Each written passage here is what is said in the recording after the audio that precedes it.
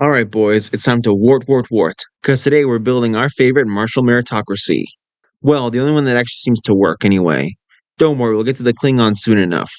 Today on Homebrew Heresy, we're building the Elites, otherwise known as the Sangheili or the Split Lips, from the Halo universe. So for those of you who remember my Spartan episode, I'm sorry, it wasn't very good. Honestly, these still aren't very good. You guys consider this an unofficial sequel to that one. So for those of you that are new here, hello and welcome to Homebrew Heresy, where we bring your heretical ideas to life in 40k. Here at Homebrew Heresy, we take a faction or character from a pre-existing setting and translate them into 40k. It means take all their key traits and abilities and bring it to life in their lore and on the tabletop. So, as I mentioned in the opening, we'll be bringing the Split Lips to 40k. And the fact that I'm doing a dedicated Sangheili video before Prinker Snow works is both a crime and hilarious. Maybe one of you should go let him know in his next video. So with that out of the way, let's begin by covering their origins and history.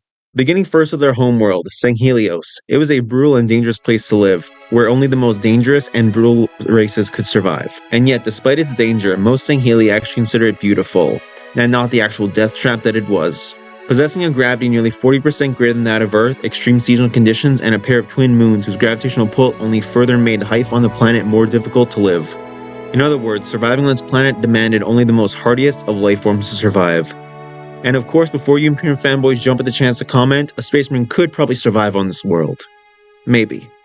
The Sangheili were the dominant race of Sanghelios, having evolved in the lush, verdant, and dangerous regions of their planet's equatorial jungles. The Sangheili would go on to colonize the coastlands and offshore islands of their world, and avoiding the scorching hot deserts and rain-racked mountains and cliff faces that dotted the world.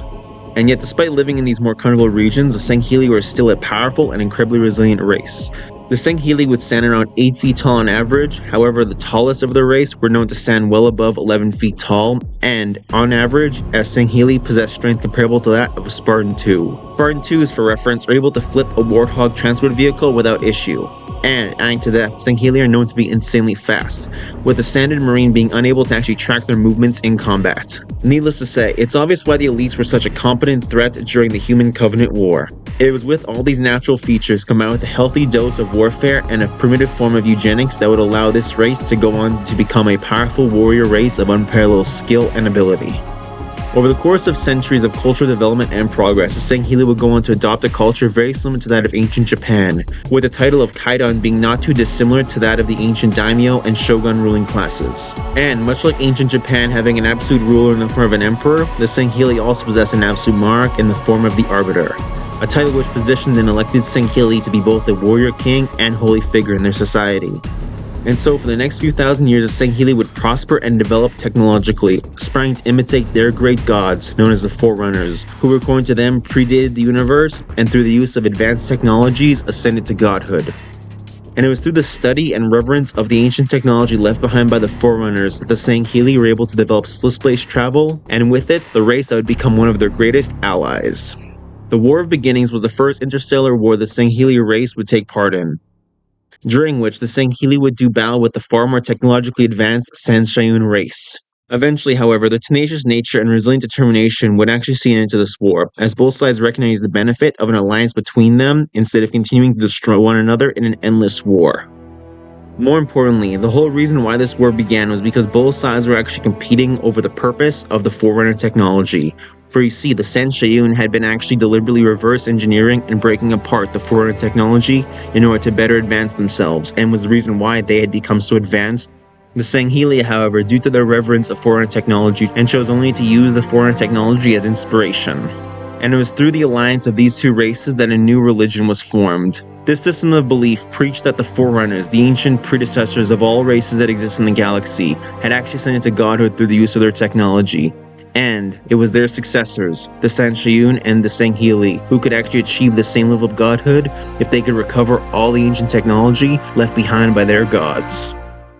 Over the next few millennia, this alliance would become known as the Covenant, and with the Sangheili as a military force, they began the conquest and annexation of countless worlds and civilizations, with those deemed worthy being permitted to join the Covenant Union, and those deemed heretics being exterminated. It was during these wars that the Sangheili would earn enormous respect and honor among the Covenant, with the title of Arbiter being one of great renown, or at least it would have been had it not been for a minor subfaction of Sangheili who, led by an Arbiter of their own, would turn against the Covenant and proclaim them traitors and heretics themselves. As a result of this civil war, the title Arbiter would become synonymous with dishonor and treachery, and going on from a position of great respect and prestige to becoming one of punishment meant for the most dishonorable and worthless of Sangheili to take on as a form of atonement. Eventually, the Covenant would go on to meet their greatest rivals and the ones chosen by the Forerunners to be their successors, humanity. And thus would begin the Human Covenant War. It was over the course of the Human Covenant War that the Sangheili would face the military force of the UNSC and their greatest weapons, the demons. Seemingly a force capable of matching the Sangheili in terms of not just strength, but speed and tactical ability. It was because of this tenacity showed by humanity over the course of this war that many Sangheili actually began to assume that at some point humanity would be given the offer to join the Covenant. Unfortunately for humanity, and unbeknownst to the Sangheili, the prophets had already determined that humanity must be exterminated. For you see, at the start of the Human Covenant War, the prophets had discovered that the base of their religion was a lie, and that in reality humanity was meant to inherit the mantle of the Forerunners. It was because of this realization that the prophets could not allow humanity to survive, and so regardless of how well the elites believed humanity fought, their fate had been decided. Luckily for humanity, and unluckily for the Sangheili, a member of the race discovered the truth and turned away from the Covenant. An event that would, in conjunction with the destruction of a Halo ring, see to the Sangheili Thal Vadami becoming the next Arbiter, a role that would see him sent out to hunt the traitor Sangheili warrior and discover for himself the true nature of the Covenant religion. Tragically, by the time the Arbiter had discovered the truth, the Sangheili as a race had already been declared traitors and heretics by the prophets. This resulting civil war would later be known as the Great Schism, and it would tear the race of Sangheili apart, with some viewing their alliances to their race, others to their military leaders, their families, and others still believed in the Covenant ideology. Regardless, however, this would be the end of the Covenant proper and see the decline of their religion and their belief system. So for the most part, that's the history and origins of the Sangheili. Wait, what's that? Their homeworld got glassed? And so with that out of the way, let's begin by covering their weapons and armor.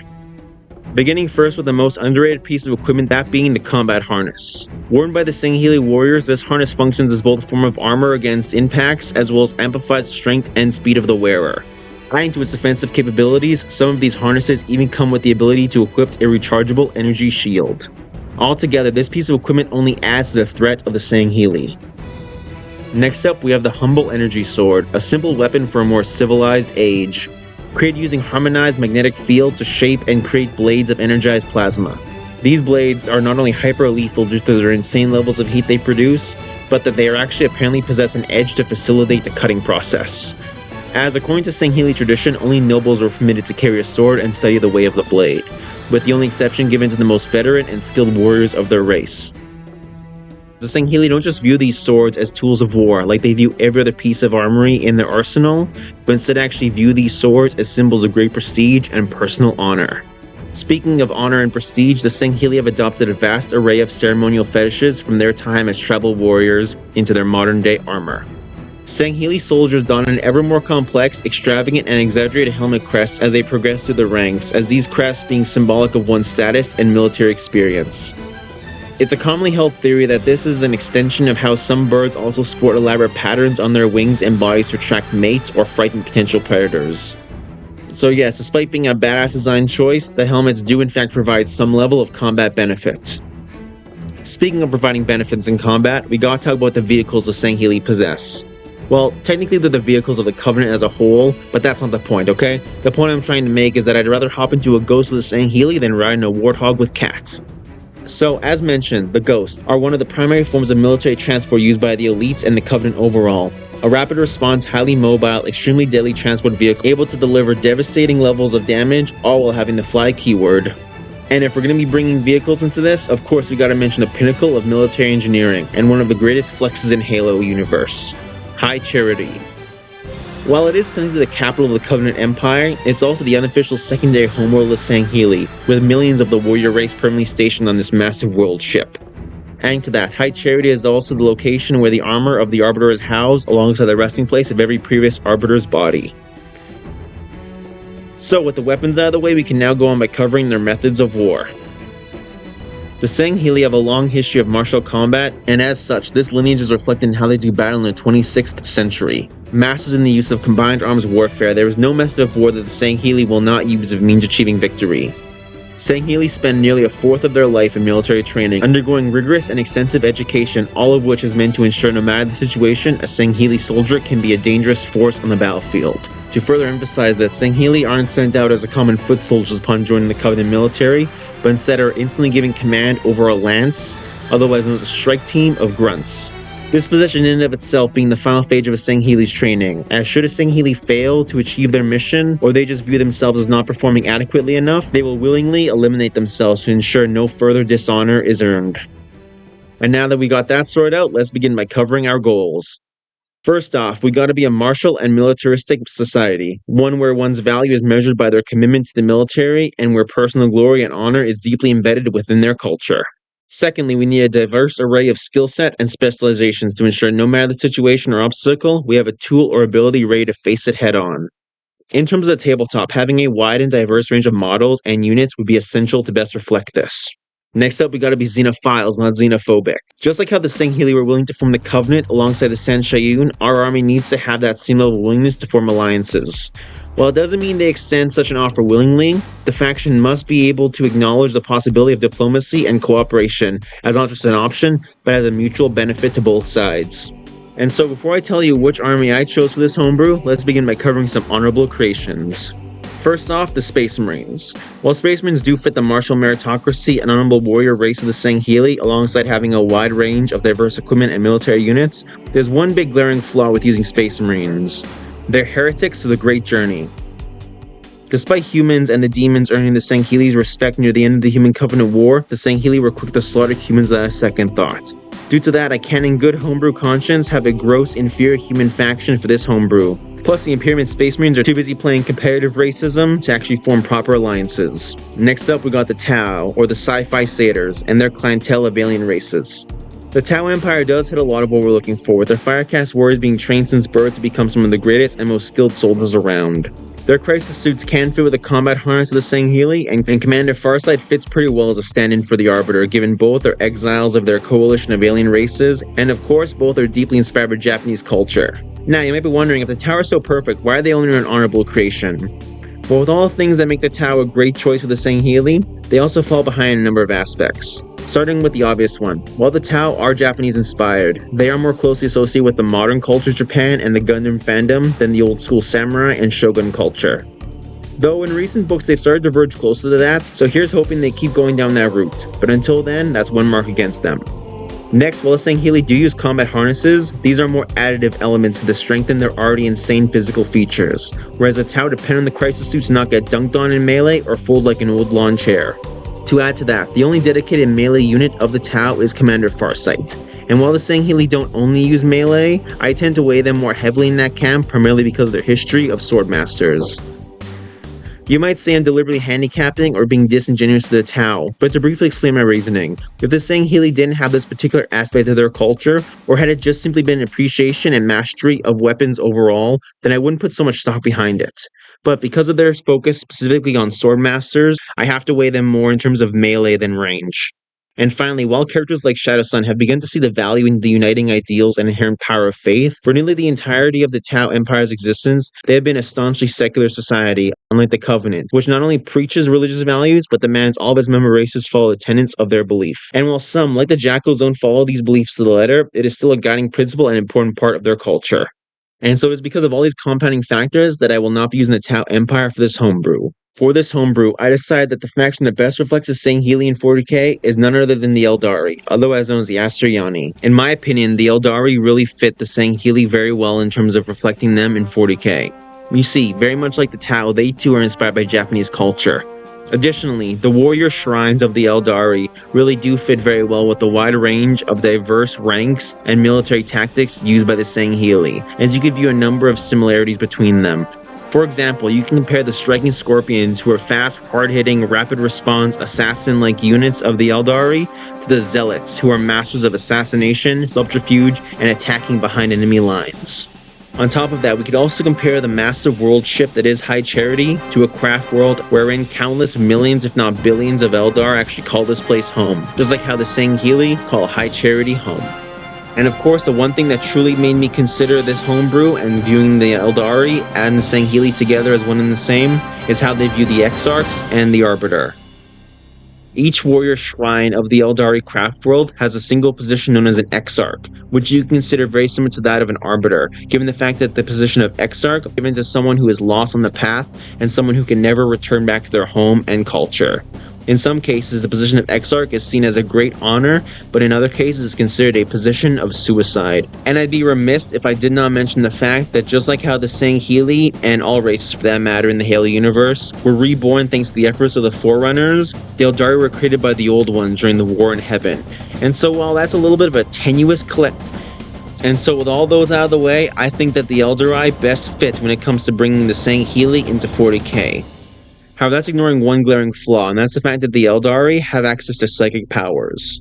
That isn't as big of a flaw as you might think. You see, unlike my previous video where I mentioned not using the Rubric Marines because they provide psychic powers, that isn't the same in this context. Because unlike the Rubric Marines and all members of the Thousand Sons race who do have access to psychic powers, while heavily implied and mentioned that every member of the Eldari race is psychic to some degree, on the tabletop, that's not exactly the case. And so as a result, the use of psychic powers isn't so much of a backdrop or negative in the case of using the Sangheili for this homebrew. And of course I gotta mention this in order to piss off you Imperium fanboys, because it's stated on numerous occasions that not only are the Eldar faster than humans, but they're actually stronger relative to a human.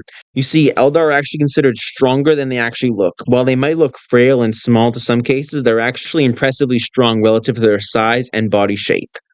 And so now that we got our faction figured out, let's begin by writing their lore. Craftworld Sanghelios is an ancient craftworld of the Eldar Empire. This craftworld is seen to the end of countless orc wars alongside the extermination of numerous other threats to the Eldar race. Tragically, however, following the fall of their empire and the birth of Slaanesh, this craftworld would suffer irreversible damage and see to the collapse of its carefully cultivated biosphere. While still able to sustain life, this craftworld's internal environment has become something close to what the Monkai would classify as a death world. With ambient radiation, uncontrollable and unpredictable temperature variations, and a far greater gravitational field than normal, all combined, these conditions have led to the deaths of countless millions of proud Eldar people and the loss of their souls to She Who Thirsts. And yet, despite these horrific and deadly conditions, the Eldar of Sanghelios persevered and, more importantly, adapted, viewing these deadly conditions as more than just a tragedy, and instead as both a reminder of the horrors of excess, as well as something to permanently test themselves against. It is a commonly held belief among many craft worlds that know of Sanghelios' existence that the ruling council of Otar can only refuse to see any other damages repaired, but occasionally even deliberately worsens them in order to further test the resolve of their people. Whether true or not remains a mystery. What is known, however, is that the warrior shrines of Sanghelios produce some of the most skilled and deadly Aztec warriors across the whole of the Eldar race. Moreover, even the Common Garden is known to fight with far greater tenacity and ruthlessness than others of their kind. That being said though, the Aztec warriors of Sanghelios do seem to be more prone to being lost on the path and becoming exarchs. This has become such a common occurrence in fact that these exarchs tend to lead small strike teams of fellow zealous warriors on some of the most dangerous and costly missions. The most prolific of the warrior shrines is none other than the Blades of Sanghelios, a warrior shrine dedicated to the path of the Eldar and the Dire Avengers as a whole. The Dire Avengers who are trained within these halls are put through some of the most rigorous training imaginable, with the environmental conditions of this shrine being far more extreme and deadly than the rest of the ship.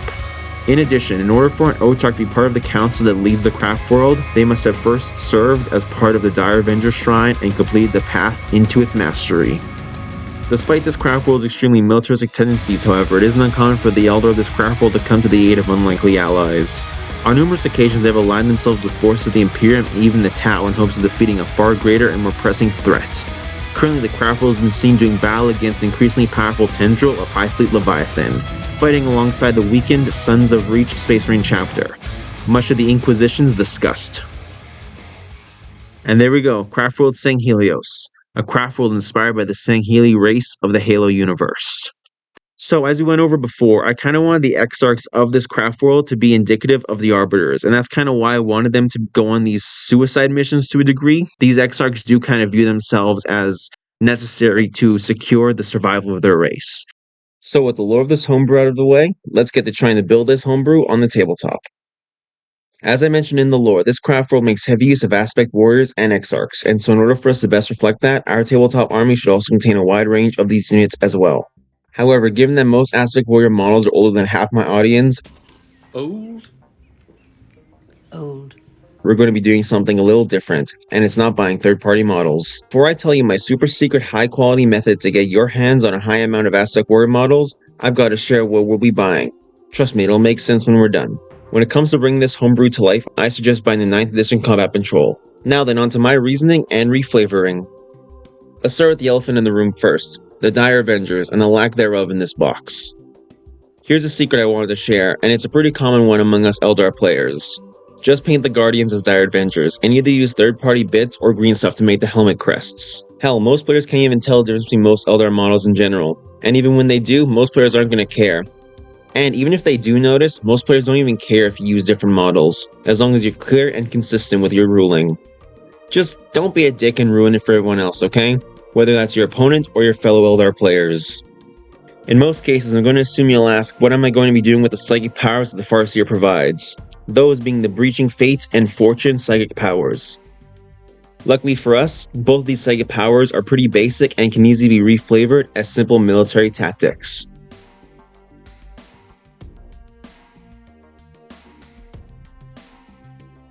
For example, Breaching Fates lets you change the Fate dice roll to a 6 as long as the target is within 12 inches of the Farseer. This could easily be reflavored as an order given by the Farseer to push their forces to fight a little bit harder. Additionally, this also reflects the extreme skill of the Sangheili warriors really well. Next we have Fortune. This could easily be reflavored as a medkit being thrown to nearby Eldar, or just a warning of an incoming attack, allowing the target to prepare and avoid the worst of the damage. And so with those psychic powers covered, we can now explain what I think the Farseer would be in our homebrew. And I think they'd be a stand-in for a Sangheili Supreme Commander, which is basically a high-ranking general and leader of a massive force of the Covenant army, and as per their status, are armed with energy swords. And given the rank and the stats that comes with it, I think both the reflavored psychic powers and equipped Witchblade fit really well. But feel free to argue with me in the comment section below. So we've got our commander and we've got our frontline elites, but what about the Wind Riders? What long list of Sangheili military could they be? Yeah, they're going to be the ghost stand-ins. Not to mention, their ability that lets them reroll 1s on hit rolls against targets on or near objective markers makes them even more accurate.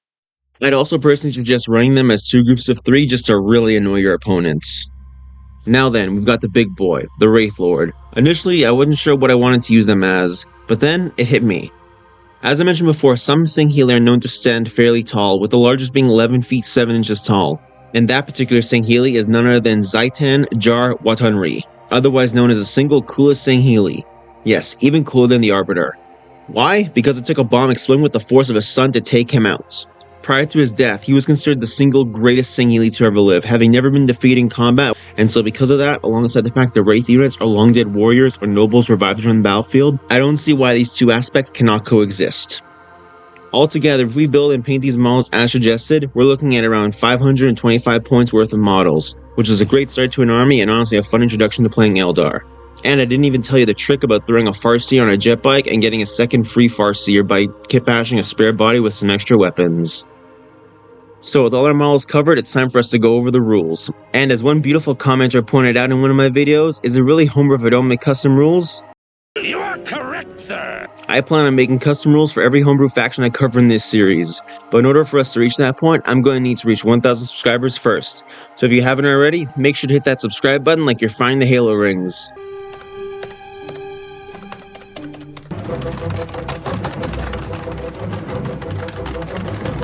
So unfortunately, I will not be making any custom rules for this homebrew.